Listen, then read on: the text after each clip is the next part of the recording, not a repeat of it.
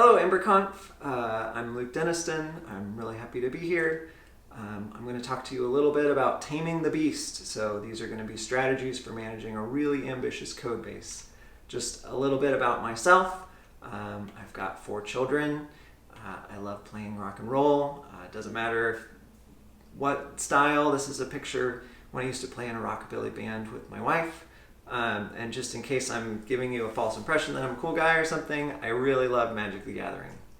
And for the past 9 years, I've been working for a company called Agrian. And I'll explain what we do at Agrian a little bit later, but first I want to introduce you to our topic. So I named this Taming the Beast. What do I mean by Taming the Beast? I think we all can relate to this. We know this feeling where we have the opportunity to do some greenfield development, and we tell ourselves that this time it's going to be different. We're not going to make the mistakes that we used to make. And inevitably, things happen. And it's hard to say why that happens, but we all know what this is. So the beast that needs taming is complexity. Complexity creeps into every successful software project. Where growth happens, complexity creeps in. So most successful software projects grow, and as systems grow, by definition, the number of entities in those systems increase, and the interactions between those entities increase almost exponentially, and eventually you get to the point where it becomes impossible to understand all of these interactions. So what you're looking at right now is a video of all of the dependencies of NPM itself. If you've ever peeked inside your node modules folder, you know what I'm talking about. And this is not a new topic, right? This is a quote back from the 70s from Dijkstra. He basically pointed out that no one's skull can contain a whole program at once. So we need to try to organize our programs in such a way that we can safely focus on one part at a time. When software projects fail, it's not usually for technical reasons. It's usually because of poor requirements or poor planning, poor management. But when projects do fail, for reasons that are technical, the reason given is usually uncontrolled complexity. The work that we do is just inherently complex, right? When we write code, we're telling a story, but that story has 2 different audiences. Your code needs to be understood by developers who sometimes look like this and sometimes look like this, but it also needs to be understood by the computer. And computers and developers hopefully think very differently about things. We can also become blind to the complexity in our projects, right? The first time that we tackle a complex part of our software, we kind of do the work of untangling it and following the threads, and then we kind of mentally memoize that, right? We cache the result of the work. We cache that understanding. So over the past year or so, I've had the opportunity to mentor a junior engineer. He's a really, really smart guy. I try to be nice to him because I'm pretty sure he's going to be my boss in a couple of years. And in this process, I've learned just about as much as he has. He was the one who actually convinced me to give up my beloved Atom IDE and switch to VS Code. But it's been great looking at our projects through the lens of his experiences. Those things that are simple to me because I've been doing it for maybe 5 or 10 years, he might really struggle with. So if you're wondering where complexity is, my advice to you is just ask the new guy. And complexity is inevitable, right? It creeps into every successful software project. Where growth happens, complexity creeps in. Strategies for dealing with complexity mostly fall into 2 different groups. Avoiding specifics about discussions about global state or syntax, inheritance, languages. There's basically 2 ways of doing it. One is you can abstract it away, where you provide a simpler API for engineers to work with. Ember itself can almost be thought of as an abstraction because we don't worry about data binding or DOM re-rendering. Ember takes care of that for us. The other strategy is subdividing. So subdividing a system into subsystems so your brain can just focus on a smaller section of the system at a time. And those sections can be tested and deployed in isolation. This doesn't reduce the complexity of the system, but it does reduce the complexity of the piece that has been divided out. So today I'm going to talk about one specific approach to subdividing. So like I said, I've been at Agrian for 9 years. The bulk of that time I've been leading our sort of front-end web team. And I'm going to give you a little sneak peek about who we are and what we do so that you have an understanding of some of the challenges that we face. So these are some slides I got from our marketing department. We've got more than 25,000 growers in our system. More than 10,000 agronomists use our system. So an agronomist would be, you can think of them as a crop doctor. They conduct experiments like analyzing tissue samples or soil samples, and then based on those experiments, they work with the actual farmers to get a plan for growing the best possible crops. These are some of the ag retailers that we work with. Maybe not household names here at EmberConf, but Simplot is one of the largest privately owned companies in the world. Nutrien is a $34 billion company. CHS is a Fortune 100 company. And there's some of the food companies we work with. Hopefully you recognize some of these names. In fact, if you ate any produce today, if you had a salad or anything like that, there's a really good chance that some or all of that food was tracked in our systems at Agrian. And we have a whole suite of tools. I'm not going to talk about all of them, but I'm going to talk about two specific features that we have just to kind of give you an idea of what we do. So we have this zone creation tool. That's where we take a source. So in this example, it's a satellite image. What you're looking at is the vegetation density that we figure out by taking measurements in the red and near infrared zones, something called the NDVI.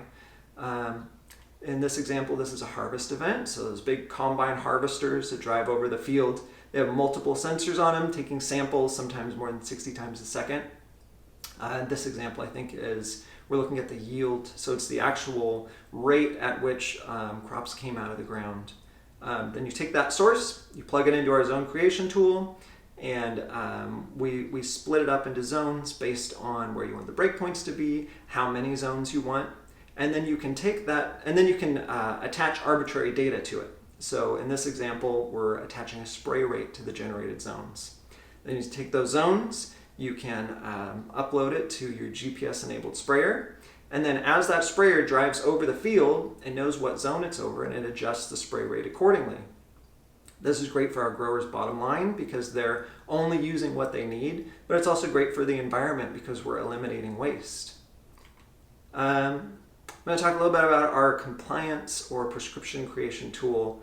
I'm going to try to simplify a really complex subject, so I'm sorry if you're knowledgeable on it. I'm going to leave out a lot of important details. But basically, the legality of pesticides or herbicides can change based on what state you're in, what crop you're growing, what pest you're treating, the history of applications at that field, and other factors. And the rate at which you can use that pesticide or herbicide changes based on the same kind of factors. All of that information is in what's called the product label. This is one I pulled off the EPA's website. I think this might be for Roundup. And if you look closely, this is page 42 out of 138. So there's a lot of information there. In addition to legality and rate information, there's also associated safety information. So what's called the re-entry interval, which is how soon after applying this product is it safe to re-enter a field. So we have a tool that lets you specify some of the details like the location, reason for treatment, and we'll tell you what pesticides you can use and what rate you can apply them at. And then we file the paperwork for you. So all different counties have different methods and different forms that need to be filled out. So we'll email them or file them via API, or we even do faxing. So as you can imagine, it's vitally important that the software be correct, right? Mistakes could mean millions of dollars in lost product, or even injury or death. So, but I'm not here to talk about agriculture or agriculture. I'm here to talk about managing a really ambitious code base. So I think it'd be helpful to show where we came from in terms of our architecture. So version 1 of sort of our current generation tech stack, it started out with sort of a microservice architecture, backends mostly written in Rails, and a single monolithic front-end Ember app. It was served by the Rails asset pipeline, stitched together 300,000 lines of mostly CoffeeScript. There's over 13,000 commits in that repo. And while it got us started, it was great, But over time, we just were experiencing epically slow builds, even slower deploys. We had endless regressions with every upgrade. So we'd upgrade something in one part of the system, and then another part of the system would end up breaking. We actually were never able to upgrade it past Ember 1.11. We also had issues with teams across time zones re-implementing the same thing in different ways because it wasn't always clear what code was feature specific, what was meant for reuse. And while I was working on this app every day, this is one of the few times where I really thought, maybe I don't want to be a web developer. Maybe I want to go back to iOS development or go like paint houses or something. But luckily we moved on from there. So this is version 2, where we had these sort of microservice front ends that mirrored the microservice backends. We had an add-on that had the shared code for styles and business logic. And this fixed a lot of the problems. We had really quick builds, really quick deploys. It was easy to see what was meant for reuse because anything in that shared add-on, was what we should be using across all of our applications. But it was kind of bad for our customers. It was a little bit of a jarring experience where you'd go from one feature to another and there'd be a whole page refresh as a new Ember app is downloaded and booted. So we briefly experimented with using in-repo engines to break things up, but that was sort of a bad developer ergonomics where it wasn't always clear where the lines were between the host application and the engine, especially with things like dependencies and where your tests were located. But then we hit upon so we moved to this, so version 3, where those applications, they became engines. This was a lot better for customers. They experienced quick transitions between features. It was a quick time to first paint because those engines were lazily loaded. But it was kind of bad for developers because fixing a bug in the shared add-on meant, 4, 5, 6 pull requests where you fix the bug in the add-on, you bump the version of the add-on in each of the engines, then you bump the engine version in the host app. So that was kind of a pain. Then we hit upon the current architecture that's just an awesome experience. It's great for customers. It's a great experience for developers. It's sort of the best of both worlds. And that is using Yarn Workspaces with Ember Engines. So let me just introduce some of these concepts. You probably heard of Yarn already. I'm not going to spend a lot of time explaining it. But if you haven't, it was developed by Facebook to overcome some of the shortcomings of NPM, specifically problems with deterministic builds and performance. But importantly, it's independent from Facebook. It's governed by an RFC policy similar to Ember and Rust. If you are dead set on using NPM has really covered a lot of ground in the time since Yarn was introduced. I'm not going to talk about it, but there are approaches using NPM leveraging tools like Lerna where you can get some of the benefits of what I'm talking about. It's also worth noting that Yarn 2 was a complete rewrite that seemed to make a lot of people angry. I couldn't really determine if that was real anger or just internet anger, because there's a lot of internet anger that doesn't really equate to like real actual anger. But most of the issues seem to be that Yarn 2 is not compatible with some of the more popular packages out there. Yarn 2, you also write constraints in Prolog, which is either great or terrible, depending on who you ask and what time of day it is. Workspaces, really simple concept. It's you can have one repository and many packages inside that repository. Those packages can import each other. And so if you've ever used npm link, it's kind of a similar concept, but in this case, it actually works. Ember Engines. So engines are a specific type of Ember add-on that they're almost like a mini application where they contain their own container and registry and namespace, but they're built and booted by the host application. They come in 2 flavors, routable or routeless. They can optionally be lazy loaded. And they offer great code isolation, so we're never worried about working on one engine is going to break something in a different engine. So this is what our architecture looks like now. We have a mono repo that's set up as a workspace, and inside that workspace we have multiple packages. We have our host application, we have our engines, we still have our shared add-on for those styles and business rules that need to go across apps. And it's great. We can boot the host app and work on the whole system, or we can work on just an engine in isolation. And I love what this layout communicates about this code, where the physical layout of the files kind of tells a story to both developers and to the browser. So if I tell a developer, hey, I need you to work on this feature, he knows that the code for that feature is inside the specific engine. And the engine add-on kind of tells the browser that when we navigate to that feature, here's the code that you need to download. And clear communication is really important. I was hanging out with my aunt over the holidays, and she told me a story about communication that I think I'll never forget. She's a really sweet lady, but she's not particularly tech savvy, and she was under the impression that the acronym LOL meant lots of love. So when one of her friends sent her a message saying that they had a family member pass away, she responded, LOL. And didn't know why her friend didn't get back to her for a few days. So it has a happy ending. The misunderstanding was sorted out, but just clear communication is incredibly important. So how do you get started with Workspaces? It's really simple. You add a package JSON in your root. You need to add this private as true. That's kind of a safety measure to make sure that you're not accidentally publishing things that you didn't mean to. And then you have this Workspaces field. That's an array containing the paths to each package. Usually you see it set up like this, where you just have a glob. Everything in the packages folder is all your different little workspaces. But if you wanted to, you could iterate through each package that you wanted to include. So what that gets you is, if you have a setup like this, so you've got package A, it's listed as version 1.0.0. And then in package B, if we list that as the dependency, if we reference package A, that's going to pull in your local code, regardless of what's on published to NPM. It's also important to know that what's listed in the name field of your package.json, that's what the workspace uses to resolve your package. So it's kind of important to have your folders be the same as the name in the name field, so you avoid unnecessary confusion.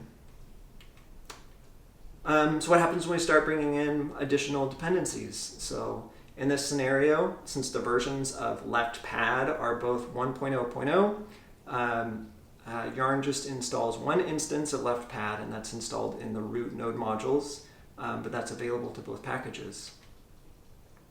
But what happens if we change the requirements, where package A now needs left pad 1.0.1? Yarn's got you covered. It installs left pad 1.0.1 in the local node modules to package A, and leaves 1.0.0 available to package B in the root node modules. So what does our workspace look like now at Agrian? We've got a few packages. So we have our host app that serves up all our engines. We have our engines. We have a little shared files package that has shared ESLint configs and TS configs and some keys and stuff like that. We also have a published add-on that we publish to our private NPM registry, and that serves as sort of a bridge to our apps that haven't been brought into Workspaces yet. We have the shared add-on that has the styles and business rules, and I'll talk about models in just a little bit because there's a few gotchas there. And then we have some add-ons that offer specific functionality. So mapping is obviously really important to Agrian in the agricultural field. We mostly leverage open layers, but we don't necessarily want, open layers is a big library. We don't want to include that in every engine. We don't necessarily want to include it in the host app. We only want to include it where it's needed. So we have a little mapping tools add-on, so those engines that are interested in mapping can include our mapping tools add-on, and then open layers gets bundled with them. Ember Engines. So if you're looking to get started with Ember Engines, the guide is really excellent. It's concise, but it covers all the major points. It's really easy to understand. If you're looking to get started, I recommend reading it from start to finish. But I'll go ahead and explain how to get set up. So it's about 6 steps to get an engine going. You generate an add-on just like normal. You install the Ember Engines add-on, also kind of straightforward. If you're providing templates, you need to make sure that Ember CLI HTML bars is included as a dependency, so those get compiled. And then there's 3 files that you need to edit. So your index.js is really similar to the index.js for an add-on, but we're making sure to extend Ember Engine. The environment, also similar to just a normal add-on, but we have to make sure that we're providing the module prefix.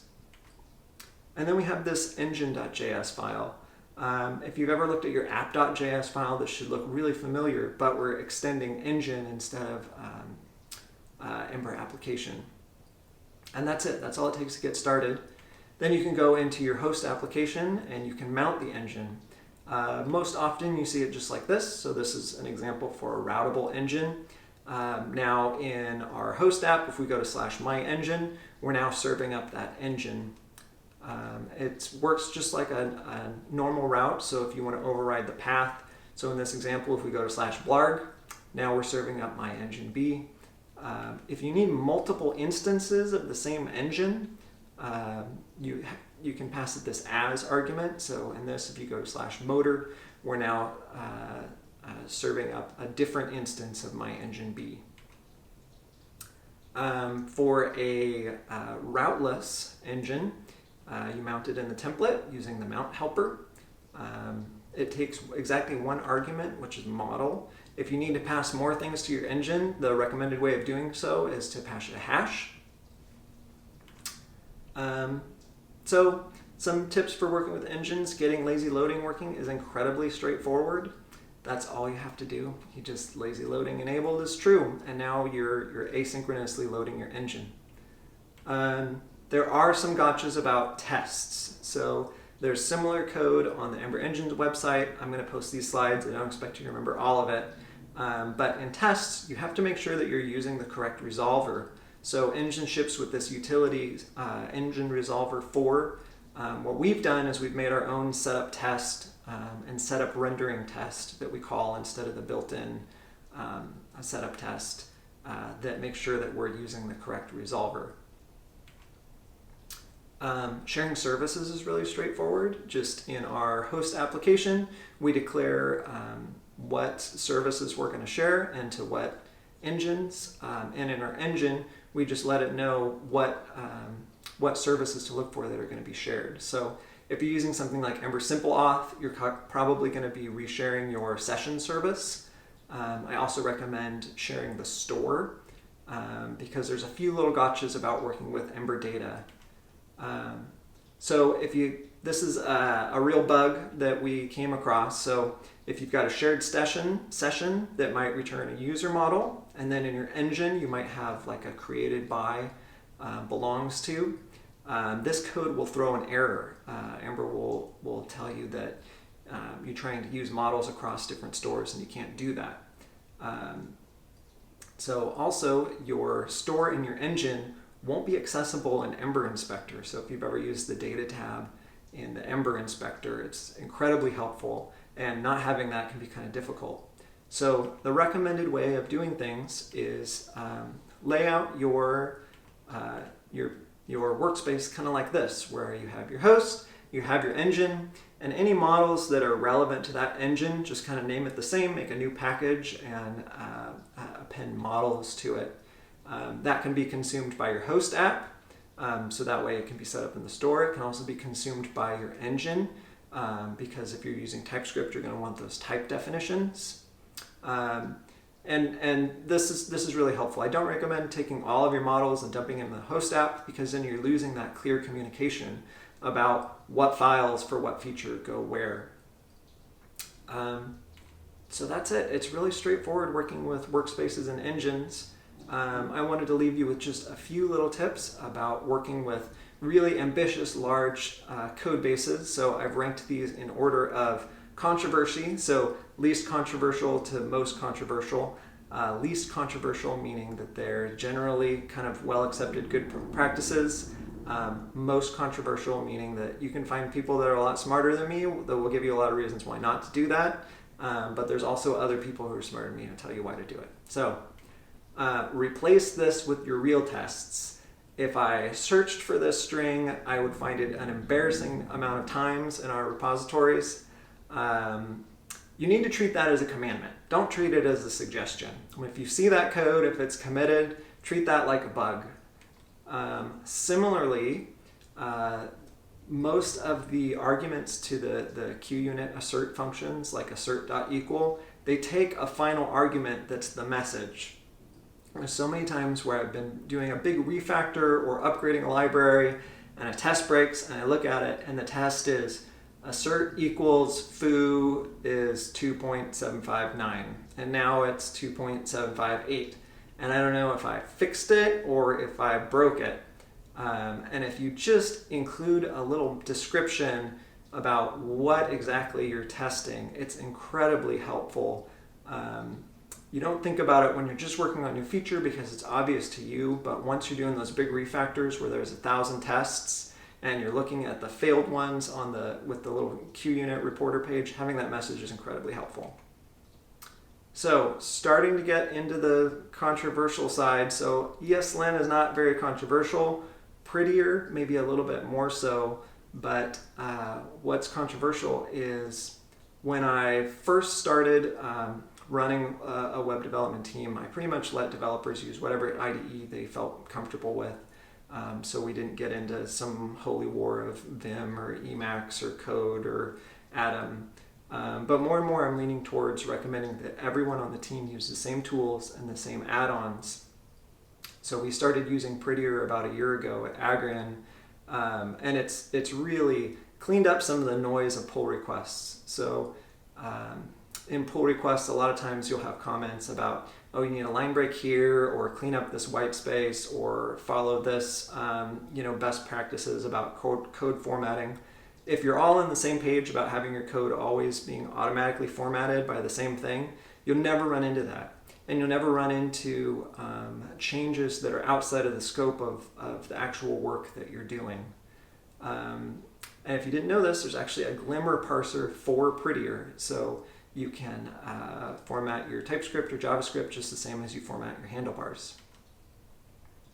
Be careful with add-ons.